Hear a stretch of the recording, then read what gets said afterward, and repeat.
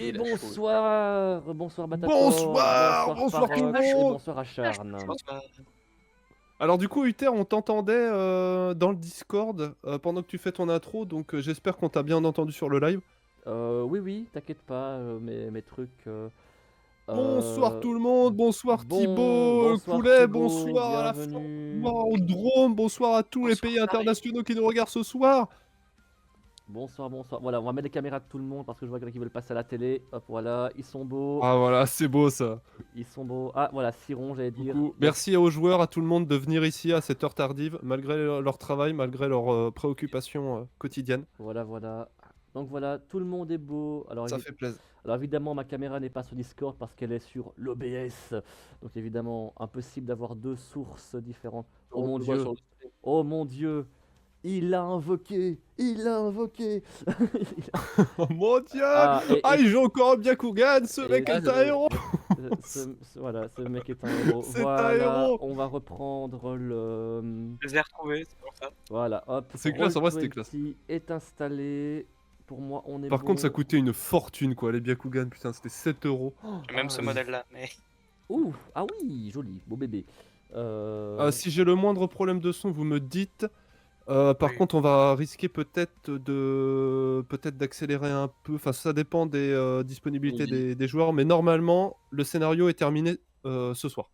Ça me va. Coucou Yann, Ça ça me fait va. vraiment Et, plaisir de te voir. J'espère qu'on te reverra plus souvent sur le serveur. Bonsoir Et Innovae. puis on rentrera du sang, mais on finira. Alors, ça va. Merci d'être venu, c'est vraiment sympa. Bonsoir Innovae, plaisir de te voir. Alors oui, ça va péter ce soir parce qu'en effet, c'est comme notre fin de campagne et il est grand temps que... Donc tes popcorn, c'est parfait. Tu les as bien préparés. Installe-toi, installez-vous. Moi, je Et- propose qu'à la fin, on sacrifie tout le monde, comme ça. Alors... Innovae qui a déjà affronté un boss, le premier boss techniquement de Dystopia d'ailleurs. Ah, félicitations. Ah, parce que nous, c'était pas un boss. Il l'avait affronté avant vous. C'était la Ah. première partie mais qui n'a pas été filmée du coup. Ah oui, c'est ça, c'était les coulisses. C'était le bêta-test. C'est ça, ouais. On va Et alors, dire. il en a chié ou... Oh, ils en ont chié, ouais, ils en ont chié. Eh ben justement, sans trop de spoil, si tu mets, je te laisse mettre la musique sur du coup Roll20 pour notre ambiance sonore. Ok, allez, on croise les doigts pour les copyrights. Allez, envoyez-moi de l'énergie pour que mes talents d'orateur me reviennent parce que là c'est compliqué. Allez, 3, 2, 1, c'est parti.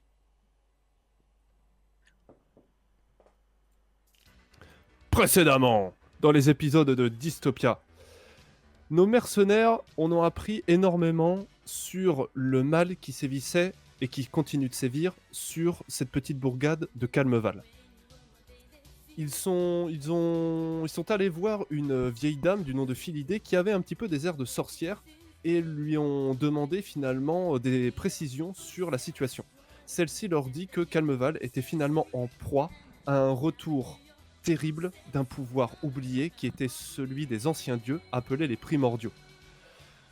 Elle leur dit que il fallait se rendre à un vieux mausolée où se trouve le pouvoir de la papesse qui permettrait de tempérer ce retour des anciens, mais qu'il faudra passer par ce qu'on appelle un déponent.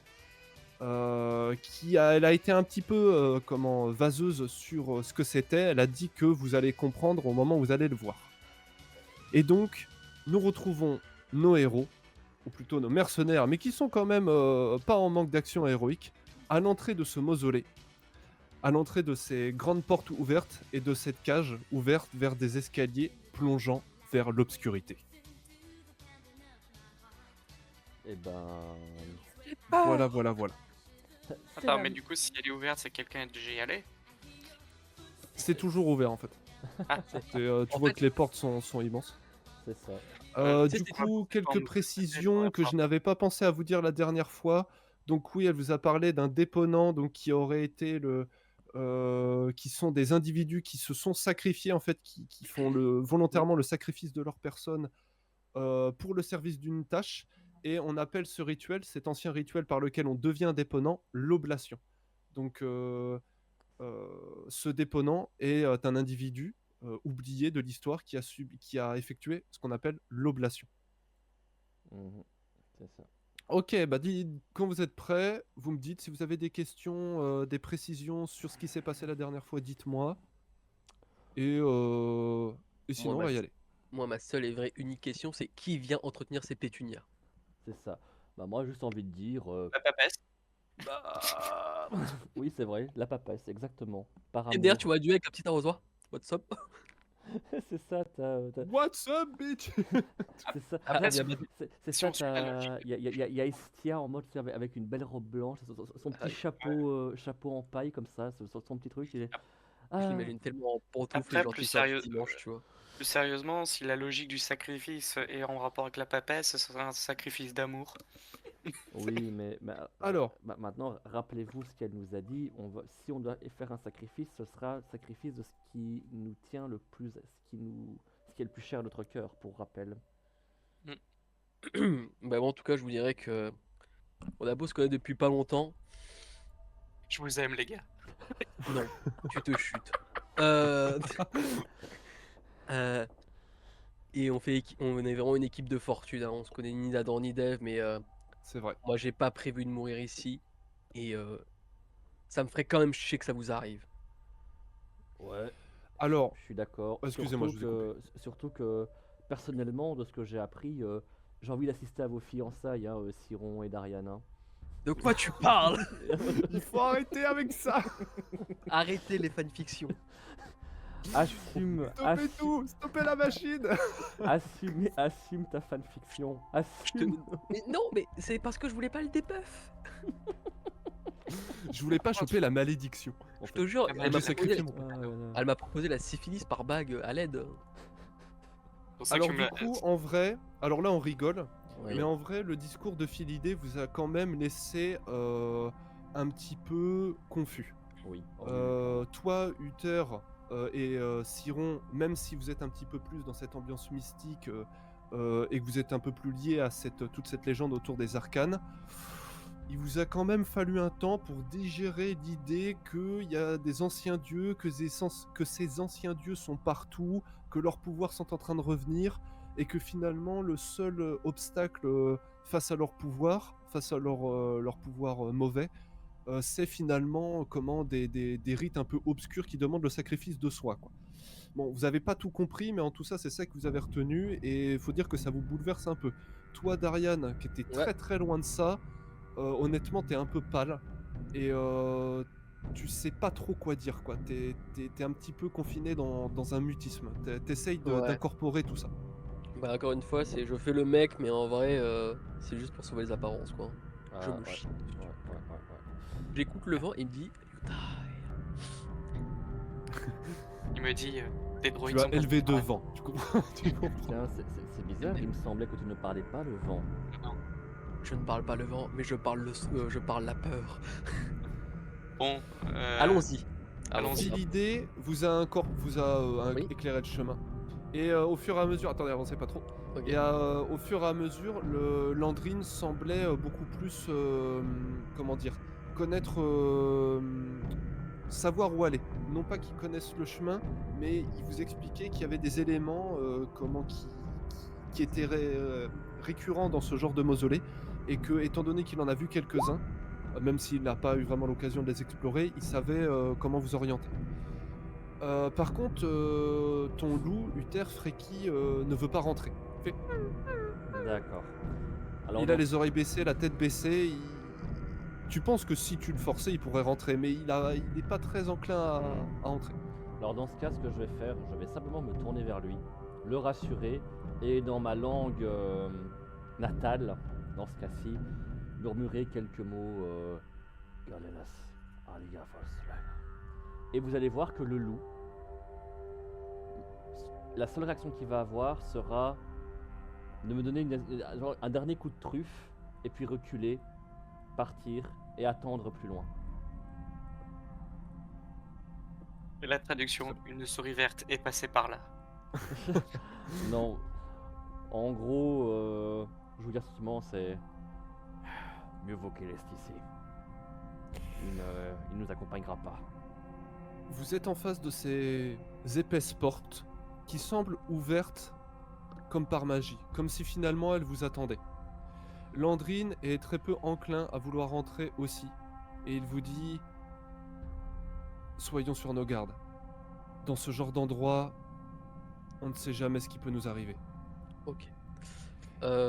Avant de rentrer, j'aimerais savoir, en prenant le temps un peu quand même, quelle est la sensation que j'en ai avec l'air Cette qui parvient. sensation est un peu semblable à celle que vous aviez eue, vous saviez, à l'hôtel. Mais c'est un peu moins fort. Mais vous avez toujours cette sensation de pénétrer dans quelque chose d'autre. Comme si vous traversiez comme une sorte de frontière invisible. Et il y a une impression un peu différente, comme vous savez, lorsque vous passez... Bon là, ça existe pas dans cet univers-là, mais... Enfin si, ça existe d'ailleurs. Quand vous êtes dans un train et que vous passez dans un tunnel, vous savez, avec les oreilles, ou quand vous montez en altitude, vous voyez, Ouais. c'est un petit peu cette impression-là. Vous sentez que vous traversez quelque chose. D'accord. Moi, je prendrais juste le temps de faire un petit truc de préparation. Je vais enrouler une bandelette au niveau de la tête de ma hallebarde. Ouais. Voilà, juste une bandelette de tissu. Et Très c'est Pour l'allumer au cas où. tout. Voilà. Et par rapport Et à ce que tu as dit tout à l'heure, Darian, par rapport aux fleurs, en effet, tu remarques qu'il y a une floraison impressionnante par ici, dans les alentours, et qui ne semble pas naturelle. Là où dans la forêt c'était une végétation vraiment très dense, ici on aurait presque l'impression d'être dans un jardin un peu royal, tu vois. Ouais. Ah. Après, peut-être que c'est l'homme qu'on va affronter, qui s'occupe des fleurs. Darren qui me croit pas dans les deux, il est en mode fuck. I'm gonna fight with Oh, God. fuck this shit. C'est ça. Les gars, je passe en devant. Tu passes devant Mais alors, moi j'ai une bête question. Est-ce que mes pierres runiques, l'aurora magique est différente ou est-ce qu'elles ont une espèce de sensation différente de Est-ce ce qu'elles que sont en mode vibreur? Ouais, Pardon. Bonne question, ouais, très bonne question. c'est ça. Sans que ce soit significatif, toi qui es un peu plus sensible à cette magie-là, tu dirais que oui, mais c'est très très subtil. D'accord. Siron, tu es en face de cette grille ouverte et qui s'enfonce, qui découvre des escaliers qui s'enfoncent dans des ténèbres inconnues. J'avance. En faisant le moins de bruit possible, hein. Du coup, quand même essayer d'être discret. Faire le moins de bruit possible est extrêmement difficile, car le moindre pas se réverbère dans l'écho du tunnel que vous traversez. Ah ouais, Oui. C'est ça. Et vous savez je suis aussi que, petit, étant hein. donné cet écho, c'est comme si finalement le lieu lui-même témoignait de votre entrée. C'est ça. tu vois. Donc quoi qu'il arrive, on est attendu. Bon messieurs, je pense que il est temps. Allons-y, dit Landry. Quand il faut y aller, il faut y aller. Hein. N'avancez pas trop vite. Lorsque vous descendez, c'est vraiment impressionnant, hein. C'est un couloir immense en fait qui descend, pas à pic, mais vraiment une inclinaison très forte, quoi. Vous descendez dans les entrailles de la Terre.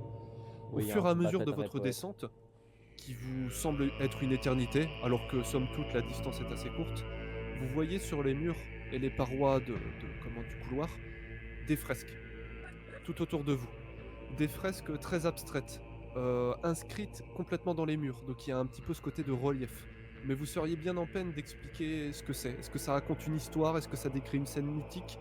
Est-ce que ça transmet un enseignement? C'est assez difficile. Ça semble illustrer des énergies, des manipulations d'énergie mystique. Ça semble être incarner à la fois la défaite et la victoire. Salut Faye. Coucou. Salut Sûrement une guerre. Ouais. Merci d'être là. Alors l'honneur et la gloire, par contre, alors que tu serais le premier à fuir, ouais ça me fait À rire. fuir, moi qui me suis battu, moi qui ai tenu tête C'est au vrai. Nation, moi ou pas. Ouais, Comment? c'est vrai. Restons concentrés. C'est le barbare qui le dit, hein. On reste Il a peut-être concentré. pas on reste confiance concentré. en toi, hein. Et vous descendez. Et au fur et à mesure que vous descendez, c'est quelque part comme si vous voyagiez dans le temps. Vous avez cette impression-là. Vous sentez au fond de vous que vous quittez le monde présent pour remonter dans des âges, dans des éons immémoriaux, que finalement l'histoire elle-même a oublié.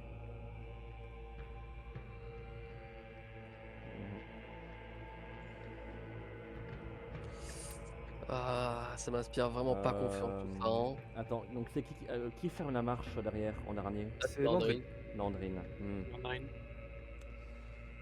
l'autre porte de sortie. Ah, si merde, je crois jamais. que j'ai delete mon perso, je vois plus la map. Ah bah, Ah, Oh, Ah bah putain, voilà, putain, oh mais ça- non. il fallait que ça arrive. Et c'est là que... Landry En fait, non. Landry c'est- n'est je me pas un suis... traître. Depuis et- le début, il je l'a me suis- téléporté Non, ailleurs. je me suis fait pied contre un mur et ça a fait Scooby-Doo, ça fait whoop. Sans moi les mecs. c'est ça. C'est qui ça. parlait de tuer Bah, Le passage. La, parce que- la prémonition était donc juste. Merci. Ah oui, voilà, c'est bon, oui, voilà. Je sais Du plus coup, si maintenant, t'étais il- devant ou derrière. Ouais, je non, crois que j'étais là. Euh, j'étais là, bah, ouais. en vrai, notre rip l'honneur et la gloire, exactement, Faye. Et au fur et à mesure que vous vous enfoncez, Ouais. vous avez cette Il y a impression des chemins. d'aura qui vous entoure. Et c'est comme si quelque chose parlait dans votre tête, comme si une voix résonnait. Et plus vous vous enfoncez, plus la voix est forte. À la fin, ça a fini presque par être complètement assourdissant.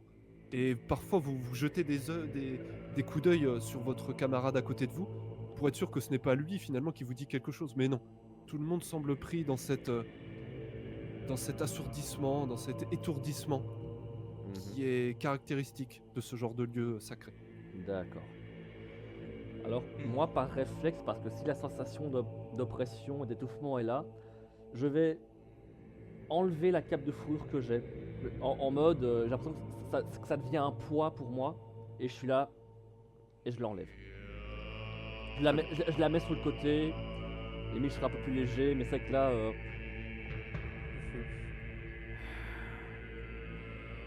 Il a Darian, enlevé que 2 kilos sur ses 60. et sur ses plus, 50 kilos.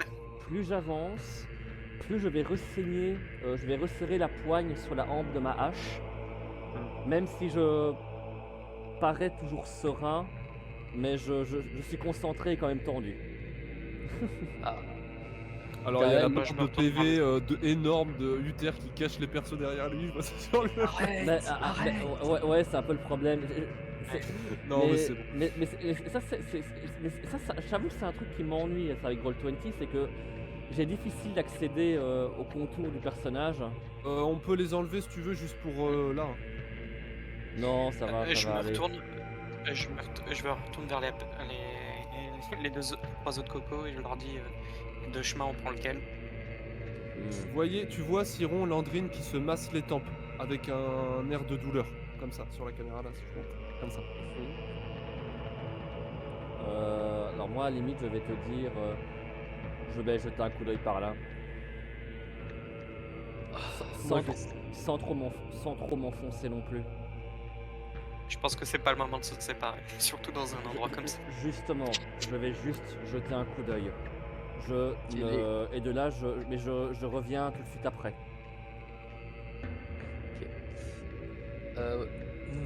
Darian, lui, va trifouiller un peu dans sa sacoche. Et il va sortir une espèce de petit bout de bois qui est en fait une racine. Et en fait, il stresse. Il va le mettre au bec. Il va commencer à la mâchouiller un petit peu pour déstresser la clope du passé. Je suis accro à la marijuana et au crystal meth. Non, C'est pas désolé, mal. c'était la référence. Cette référence. Et Dragor. Je remonte. Il y a une porte ici. Tu la reconnais grâce à sa poignée. T'es un génie. C'est ça, hein. Laquelle n'a pas de poignée. Non, il y a. Oui, en il y a effet, tu es en face d'une littéralement, porte, une porte épaisse, Voilà. on dirait du marbre ou quelque chose de lourd en pierre. T'as l'impression en fait que tu serais incapable de la déplacer. Oui, voilà. Il y en a Mais- une autre par ici. Ouais, c'est ça, j'allais dire. Bah non, c'est juste que on voit que c'est une porte. Et je Il y en a reviens. une par ici. Il y en a une ici. Ouais. Et si... Il m'a bourré. Pardon. Dégage. Bah, Désolé, je C'est bah, moi le perso principal. Non, mais tu sais, il va me dire, je vois pas les nains. Bah, c'est vrai que avec une curve de 2 mètres. Est-ce que tu veux que je regarde pour passer devant? Essayer de l'ouvrir? Ah, mais le titan colossal, quoi, à l'aide. Bah, c'est un petit peu ça en fait, oui. Vous êtes vraiment comment dire, la construction est telle que vous avez de la place, mais vous êtes très vite encombré dans ces petits corridors. D'accord. Et il y a vraiment cette ambiance complètement assourdissante entre l'aura, les bruits de pas, l'écho, comment dire, le fait d'être d'être encombré. Vous avez vraiment cette impression étouffante. Et si l'un d'entre vous était claustrophobe, la première chose qu'il aurait envie de faire, c'est de partir d'ici en courant. Mais il n'y a rien de palpable, rien de concret. Tout est abstrait et c'est finalement extrêmement difficile de mettre des mots dessus. Vous vous dites quelque part que peut-être que vous avez perdu la raison, peut-être qu'il y a quelque chose de votre raison qui est parti à tout jamais. D'accord. Je vais tenter d'ouvrir la porte. Si les autres n'y voient pas d'objection. Aucune. J'ai juste serré très très fort ma fourche, quoi. Et... Quand tu essayes d'ouvrir la porte, oui. C'est... Comment te dire ça? C'est comme si tu prenais à bout de bras, si tu essayais de prendre à bout de bras un tronc immense en fait. Tu sens cette impression d'immuabilité, quelque chose d'absolument inamovible, quelque chose qui ne peut pas bouger d'un pouce.